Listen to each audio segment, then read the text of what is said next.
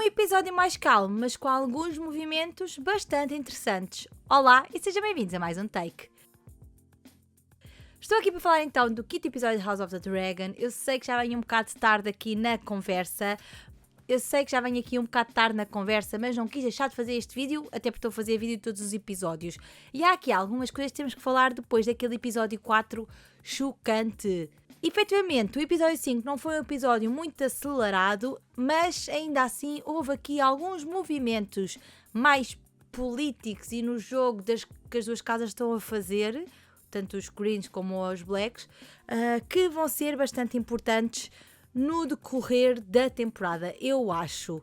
E um dos fatores que eu estou a gostar muito desta série, e que já estive a ver outros vídeos que falaram sobre estes episódios, é realmente o fator que ainda não tinha pensado muito sobre isto, que é o poder que estão a dar ao povo nesta série, nesta temporada especificamente. Temos personagens principais ou secundárias que vêm do povo e temos muito mais aqui a parte das reações e afins que o próprio povo tem a alguns acontecimentos destas duas casas, não é? Abrimos o episódio com o Corlys em High Tide de luto pela Rhaenys. Eu acho que ele no livro tem uma atitude muito mais chateada perante a Rhaenyra com esta situação. Perdeu um dos grandes apoios dele, não é? A última conversa que ele teve com ela não foi propriamente a melhor, pelo menos a que nós vimos. E ele agora acaba aqui por ter que avançar, ter que continuar aqui a reinar High Tide sozinho. A par e passo passamos então para as ruas da cidade de King's Landing, em que temos basicamente a cabeça da Meleys, o dragão da Rhaenys, a ser basicamente exibida para o povo todo ver. Ela foi cortada. Gosto muito dos efeitos visuais desta série, até as moscas a voar à volta da cabeça. Eles colocaram a mostrar que está a apodrecer a cabeça e eles dizem mesmo, e o dragão traidor, porque literalmente foi a Meleys e a Rhaenys que durante a coroação do Aegon revoltaram-se e então depois quase queimaram o próprio Aegon, que até acaba por ser um bom pescar de olhos a essa situação, que ela podia tê-lo queimado ali e não o fez, e acabou basicamente o Aegon por ser queimado numa luta contra o dragão dela e contra o dragão do Aemond. Portanto, aqui também gostei deste pequeno pormenor. Lá, nesta parada, vamos chamar-lhe assim, nós vemos que toda a gente diz que foi o Aegon que finalmente derrotou a Meleys. Nós sabemos muito bem que não foi o Aegon e a Sunfire, que foi sim o Aemond e a Vhagar. Agora, a questão é, onde está a Sunfire? Ok, que ficamos a saber neste episódio que o Aegon não morreu. Eu já sabia que ele não morria, porque ouvia-se a respiração dele. Porém, onde é que está a Sunfire? Ela morreu realmente? Ela ficou mesmo muito magoada, como dizem nos livros?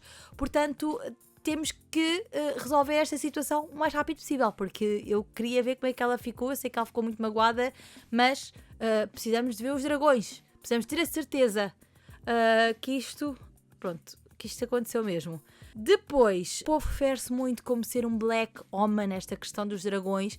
Aqui a referir-se à parte dos Black, como se a Rhaenyra agora fosse dar o próximo passo em prol de justiça, de vingança pela Rhaenys, de honrar aqui.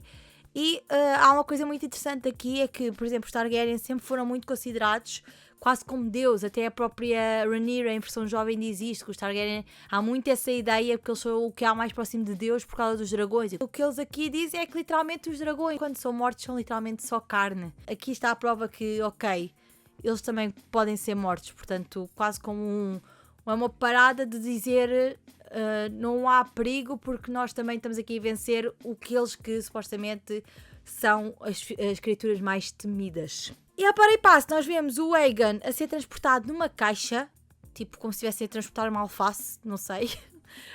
E literalmente depois vemos que ele sai daquela caixa. Eu não sei onde é que ele come naquela caixa, mas tudo bem. Tudo tapado, que era para não verem o estado em que ele ficou, porque ele ficou literalmente como o pai dele, ficou com o corpo todo muito...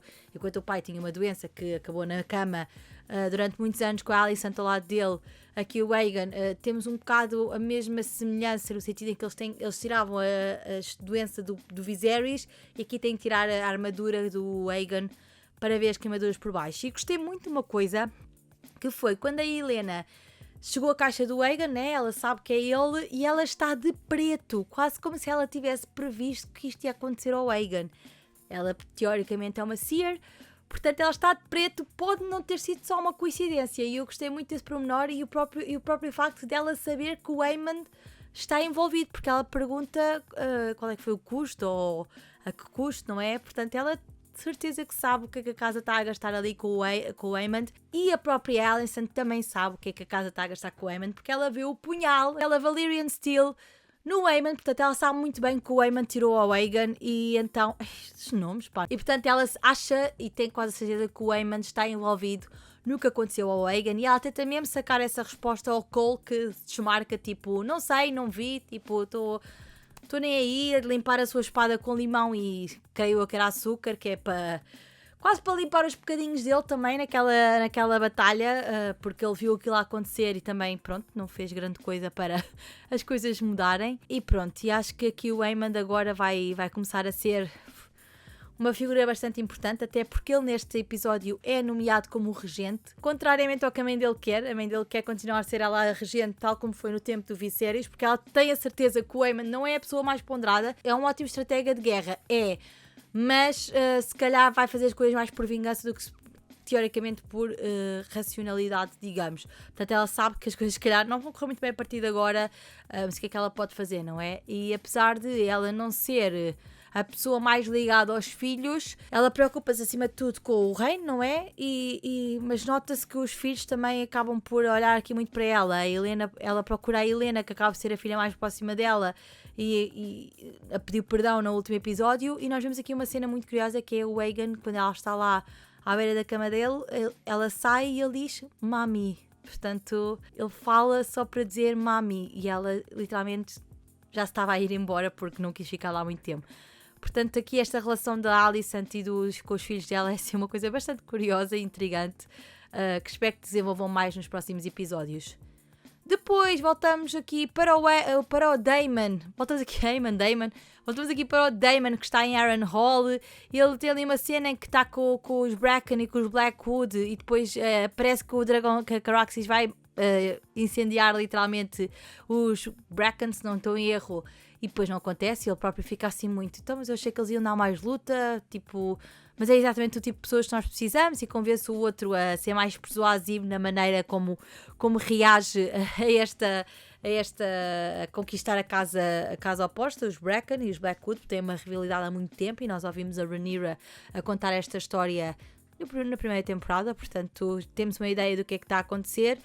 E ele continua com os seus sonhos malucos, de que eu acredito que está a ser a Alice a fazer qualquer coisa. Ele continua neste episódio, sonha com a mãe, portanto, uma cena um bocado estranha, um bocado ousada, por isso está assim meio mix. Ele tem ali uma conversa toda com a Alice, mas eu ainda não vou falar muito da Alice Rivers, porque eu quero ver onde é que eles querem chegar com isto. Há muitas teorias que ela pode ser uma criança da floresta, pode ser uma pessoa como a Melisandre, que está a disfarçar a sua aparência. Portanto, não sei até que ponto é que esta personagem vai, mas estou muito curiosa, mas sinto que só vou falar mais a fundo dela quando efetivamente a temporada acabar, e talvez tenhamos mais algumas respostas. Portanto, vou deixá-la on hold. Depois temos aqui, eu acho que é a Baela, se não estou em erro, a Baela acho que foi aqui com a Rhaenyra. Pronto, acho que sim, Orina. Não sei, depois eu confirmo, meto aqui em baixo. Ela está a falar com o avô, porque literalmente a Rhaenyra quer que seja o Corlys o mão do rei dela. Não sei se no modo tipo de pedir perdão, ou de sentir que não tem apoio no conselho a partir de agora, e então precisa aqui de ter um apoio dele. Eles têm uma conversa bastante interessante. Ela a dizer que é muito parecida à avó, e ela própria já tinha tido esta conversa com a Rhaenyra. E depois o Corlys vira-se para ela e diz que quer que seja ela a herdeira de High Tide, e ela diz-lhe: não, eu sou sangue e fogo. Portanto, aqui ela admitir que é completamente Targaryen, e depois ainda diz uma coisa melhor, que é quem for herdeiro tem que ser completamente mar e sal, sea and salt, em inglês. Eu acabo por ver as coisas em inglês e depois é muito difícil, não sei se a tradução está 100% accurate. Literalmente aqui estamos a dar a piscadela de Corlys vai escolher um dos seus bastardos, porque literalmente eles não têm nada a ver com os Targaryen, ou se tiverem acaba por ser muito pouco, se bem que já dei quase um hint do que é que vai acontecer com um dos bastardos dele. E acho que se vocês tiverem curiosidade vão ver, com o Adam Velaryon. Portanto, acho que estamos a caminhar para lá, sabem? E há bocado esqueci de mencionar que o Aemon, das primeiras coisas que faz é mandar tirar os caça-ratos que foram mortos pelo Aegon, quase como um sinal de o reinado dele acabou, agora quem manda aqui sou eu. E a primeira coisa que eu vou fazer é tirar aquelas coisas horríveis, porque não tanto na cena dele estar preocupado com aquilo, mas mesmo para marcar uma cena de ok, já não é ele que está a mandar, portanto aquilo não vai continuar ali. Depois, aqui temos na fase final a Rhaenyra a falar com o filho, com o Jake, que está aqui a falar com o filho sobre a Visenya. Era a pessoa que tinha a Dark Sister, que a Rhaenyra também fala aqui, que era uma das espadas mais famosas da família Targaryen, a par e passo com a Blackfyre. Nós vamos falar um bocadinho destas espadas em Game of Thrones. Portanto, aqui ela a explicar esta questão ao filho. E a ideia que surge aqui no final é que eles têm que arranjar novos cavaleiros para os dragões que continuam em Dragonstone, mas que, ou seja, literalmente o problema deles não é falta de dragões, eles têm os dragões, eles não têm é quem monta os dragões. Portanto, a ideia deles é arranjar alguém que monte esses dragões para eles ganharem uma vantagem na guerra com os dragões, não é? E portanto a ideia não está de toda errada. Já temos aqui algumas piscadelas também a quem poderão ser os próximos cavaleiros, mas sei que temos lá em baixo, temos a Dreamfire, que não tem ninguém, a Sea Smoke, que era o dragão do ex-marido da Rhaenyra, do Laenor, e poucos mais. E pronto, essencialmente este foi o episódio 5. Acho que acabou, como eu te disse, por ser um episódio mais calmo, mas aqui com alguns movimentos bastante interessantes e que acho que vão ajudar aqui a decidir os próximos passos para esta dança dos dragões, não é? Para esta guerra que está a existir entre Targaryen e os Hightower, entre os Blacks e os Greens. Não sei o que é que virá no episódio 6, eu não costumo ver as previews. Acho que vêm mais dragões, lá está, pelo menos o caminho está a ser este. Acho que foi um episódio sólido, gostei, sabia que vamos ter episódios, vamos cada vez ter mais episódios assim, porque pronto, vamos ter uma terceira e quarta temporada, por isso as coisas ainda vão demorar um bocadinho a acontecer, mas até agora estou a gostar bastante do caminho que a série está a levar e está aqui a buscar coisas do lore de Game of Thrones e não só, que são bastante interessantes de se pesquisar, e eu se calhar no fim vou tentar falar assim alguns principais easter eggs ou referências que achei mais interessantes nesta temporada. E tu, diz-me, já viste o episódio 5? O que é que tu achaste depois daquele episódio chocante que foi o 4º? Comenta aqui nos comentários, não te esqueças de deixar um gosto e de subscrever ao canal. Da minha parte é tudo, encontramos-nos no próximo vídeo. Tchau!